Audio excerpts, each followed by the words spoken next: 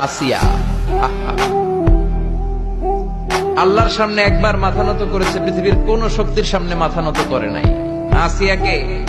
আসিয়া এবং ফেরাউনের finance minister, অর্থমন্ত্রীর বিবি লুকিয়ে কালিমা পড়েছে, সাইয়েদনা মূসা আলাইহিস সালামের উপর ঈমান এনেছে। ফেরাউন শুনে দুইজনকে ডেকে নিয়ে আসলো।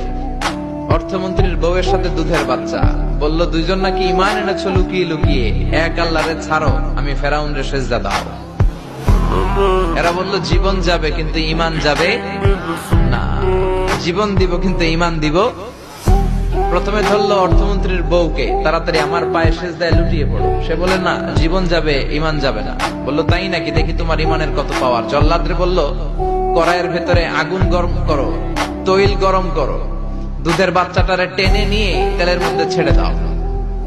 কল্পনা করতে পারেন, দুধের বাচ্চাকে মায়ের বুক থেকে ছিনিয়ে নিয়ে তেলের মধ্যে ফালাচ্ছে, বাচ্চাটা রোস্ট হয়ে যাচ্ছে, আর বাচ্চাটা বড় মানুষের মতো মাকে বলছে, মা চিন্তার কারণ নাই, এটা উত্তপ্ত তেল নয়, এটা জান্নাতের বাগান।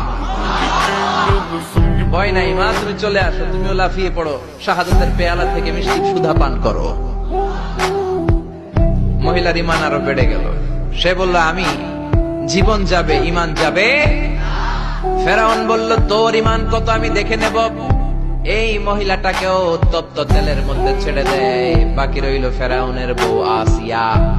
আসিয়ারে ফেরাউন বলল, আসিয়া এক আল্লাহর ইবাদত ছাড়ো, আমারে সেজদা দাও। আসিয়ারও এক কথা, জীবন দিব ঈমান দিব। ফেরাউন বলে, আসিয়া তোরে উলঙ্গ করব, বউ হয়েছিস, আই ডোন্ট কেয়ার। হাজার হাজার মানুষের সামনে নিজের বউকে উলঙ্গ করলো। তক্তার মধ্যে উলঙ্গ বউকে শুইয়ে হাতের মধ্যে পেরেক ঢুকালো, পায়ের মধ্যে পেরেক ঢুকালো। এক একটা পেরেক ঢুকায় তক্তার মধ্যে ছিদ্র হয়ে ঢুকে আর ফিনকি দিয়ে রক্ত বেরোয়। আসিয়া চিৎকার মারে। ফেরাউন বলে তাড়াতাড়ি আসিয়ারে তেলের মধ্যে ফেল।